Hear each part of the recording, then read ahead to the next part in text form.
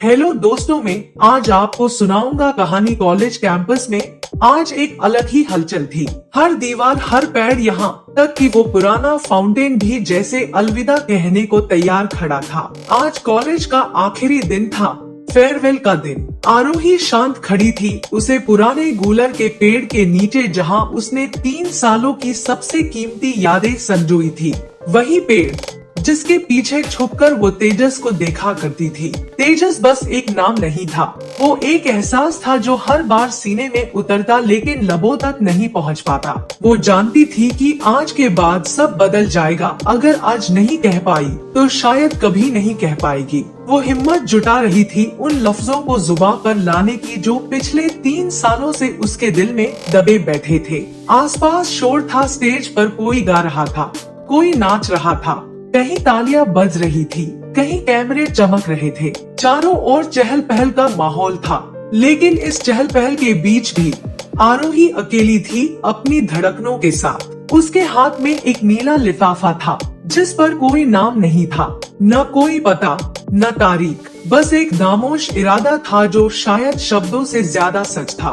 उसमें वो खत रखा था जिसे लिखते हुए उसकी उंगलियां कांप गई थी। उसकी हर लाइन में दिल की धड़कने थी, हर शब्द में भीगे हुए आंसू और हर विराम में एक अनकहा इजहार। प्रिय तेजस, शायद तुम कभी नहीं जान पाए, पर तुम्हें खामोशी से देखना मेरे दिन का सबसे सुकून भरा हिस्सा है। एक ऐसा पल जो सिर्फ मेरा है। तुम जहाँ भी होते हो, भीड़ में, तन्हाई में, कहीं ठहरे हुए या यूं ही कहीं गुजरते हुए, मेरी नजरें तुम्हें ढूंढ लेती हैं। खूबसूरत आदत बन गए हो तुम मेरी, या शायद मेरी चाहत। मैंने कभी कुछ कहा नहीं, तुमसे न कोई इशारा दिया, बस दिल ही दिल में चाहा कि एक बार, बस एक बार तुम जानो कि कोई है जो तुम्हें शिद्दत से चाहती है। शायद तुम ये पढ़कर हंसो या फिर कुछ महसूस ही न करो। शायद ये खत खो जाए कहीं, पर ये सच है तेजस, तुमसे कहे बिना ये दिल अब थक गया है। अगर तुम्हारे दिल में कहीं कोई कोना है जहाँ मेरे नाम ने कभी हल्की सी भी दस्तक दी हो, तो आज शाम बारिश में मेरी ओर एक बार देखना, बस एक बार। मैं नीली छतरी लिए खड़ी रहूंगी बारिश की भीड़ में,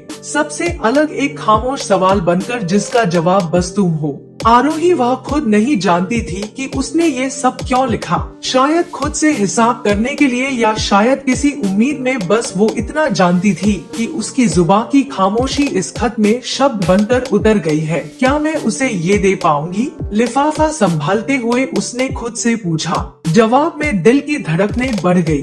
तभी स्टेज से आवाज आई, best student of the year Tejas Thakur. अगले ही पल स्वेन शर्ट, ब्लैक वॉच और वही बेपरवाह मुस्कुराहट लिए वो स्टेज पर था। आरोही बस उसे देखती रह गई। उसका चेहरा, उसकी आंखें, उसकी मुस्कुराहट उसकी आंखों में समा गई, और एक डर, कहीं ये आखिरी बार तो नहीं। तेजस जब स्टेज से उतरा तो उसके चारों तरफ दोस्तों का हुजूम था। तालियां, हंसी, शोर और कई अनदेखी निगाहें।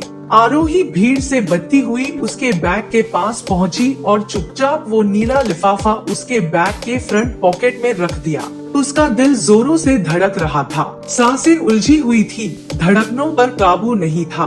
वो वहाँ से हट गई और जाकर गूलर के पेड़ के नीचे खड़ी हो गई, आंखों में इंतजार लिए कि कुछ ही पलों में वो लिफाफा खुलेगा और सालों से दिल में दबी हुई मोहब्बत नजरों के रास्ते तेजस के दिल में उतर जाएगी। धीरे धीरे दोस्तों की भीड़ छंटने लगी। तेजस बैग के पास गया और धीरे से उसकी जिप खोल ली। आरोही की सांसें थम गई, नजरें उसकी उंगलियों पर टिक गई। ठीक उसी पल उसके कंधे पर पानी की एक बूंद गिरी, फिर दूसरी, फिर तीसरी, और फिर पूरा आसमान बरस पड़ा। अगले ही पल कैंपस की भीड़ तितर बितर हो गई।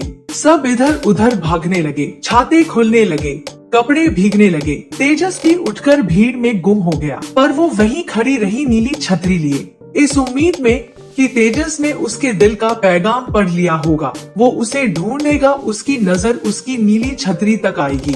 वो खड़ी रही 5 मिनट, 10 मिनट, 20 मिनट, पर तेजस कहीं दिखाई नहीं दिया।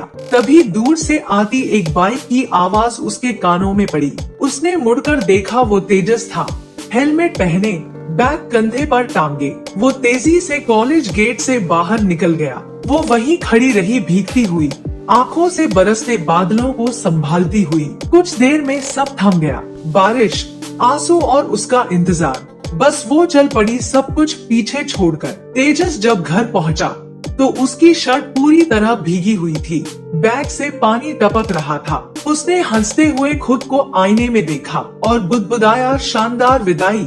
उसने बैग टेबल पर रखा और उसे खाली करने लगा, तभी एक नीला लिफाफा उसकी नजर में आया। ये कहां से आया?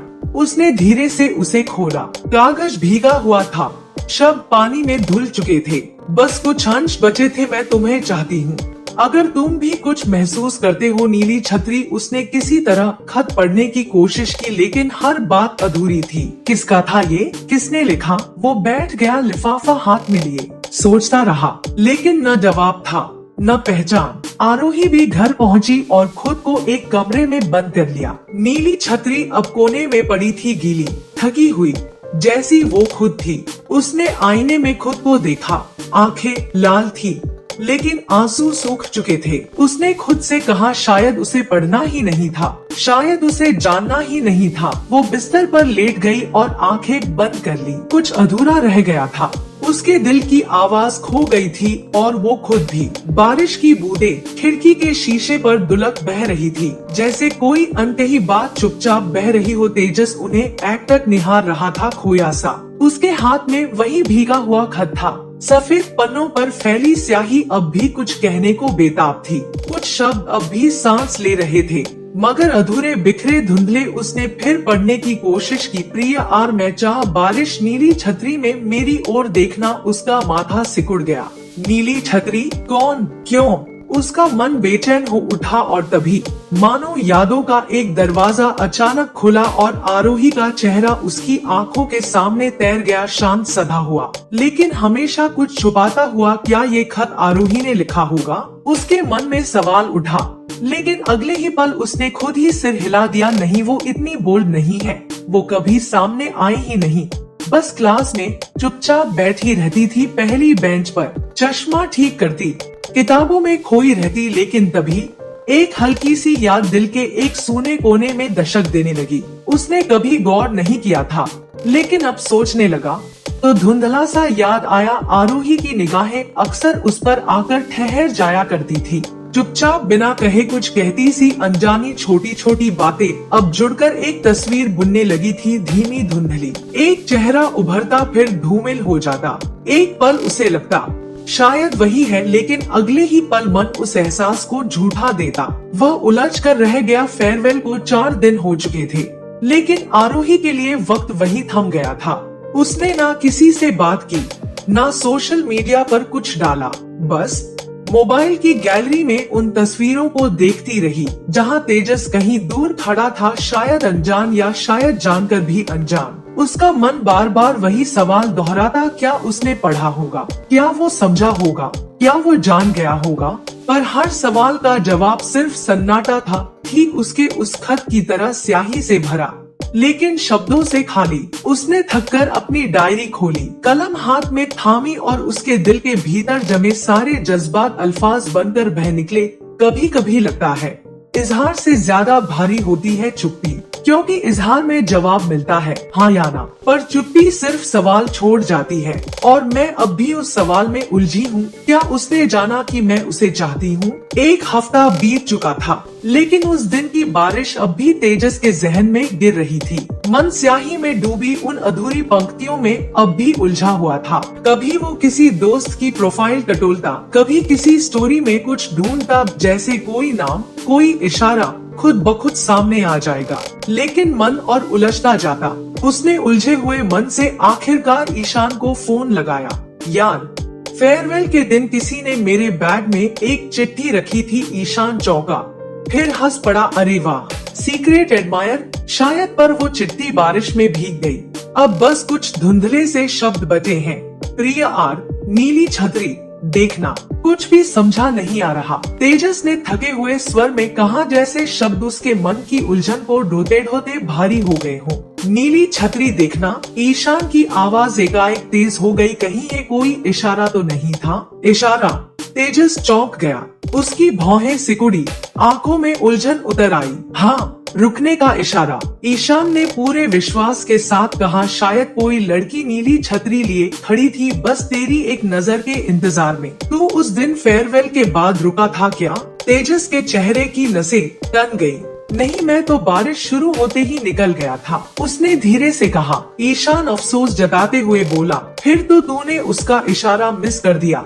भाई, तेजस की सांस एक पल को जैसे रुक गई। उसे लगा किसी ने उसके भीतर कुछ थाम लिया हो। उस एक पल में वो वापस उसी शाम में पहुंच गया। भीगी हुई सड़कें, भागते हुए कदम और पीछे छूटती नजरों की पुकार। मतलब वो मेरी तरफ देख रही थी और मैं देख ही नहीं पाया। वह बुदबुदाया। उसकी आवाज हवा में घुल गई। भीतर कुछ टूटकर बिखर गया था। उसने मोबाइल रखा और चुपचाप खिड़की के पास जाकर खड़ा हो गया। बाहर हल्की बूंदें फिर से गिरने लगी थी। काफी देर तक वो उन झिलमिलाती बूंदों को देखता रहा। बाकी उस दोपहर की एक धुंधली याद फिर जहन में तैर गई। एक भीगी हुई चिट्ठी, कुछ अधूरे लफ्ज और एक नीली छतरी जो शायद कभी उसके लिए ही खोली गई थी।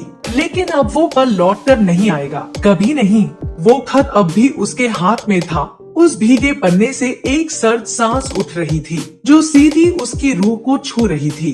उसने उसे अपनी डायरी में सहेज लिया और ऊपर कांपते हाथों से लिखा, नाम अनजान, एहसास अटूट। ये एहसास महज एक भूली बिसरी याद बनकर रह जाए, उसे ये मंजूर नहीं था। उसे उस चेहरे तक पहुंचना था जिसने ये शब्दों का समंदर उसके लिए पन्ने पर उकेरा था। वो कॉलेज के ग्रुप में जुड़ गया। पुरानी तस्वीरें, जारेवेल वीडियोस खंगालने लगा, जैसे किसी बीते पल को फिर से छू लेना चाहता हो। एक वीडियो मिला, धुंधला लेकिन जिंदा। भीड़ में एक नीली छतरी की झलक दिखी, सिर्फ एक सेकंड के लिए। वो ठिठक गया। बार बार वीडियो रोका, जूम किया, रिवाइंड किया, लेकिन चेहरा नहीं दिखा। दिन गुजरते रहे पर उसका दिल वही अटका रहा, उसी मोड़ पर, बारिश की उस भीगी शाम में। वह समझ नहीं पाया कि क्यों उसे फिर पड़ रहा है। उस रात की चुप्पी उसके भीतर बोलने लगी, कभी धड़कन बनकर तो कभी एक अधूरी दुआ बनकर रह गई। और इसी के साथ इस कहानी की है यह एंडिंग होती है। मिलते हैं अगली वीडियो में, तब तक के लिए गुड बाय। आप सभी का बहुत बहुत धन्यवाद इस वीडियो को देखने के लिए।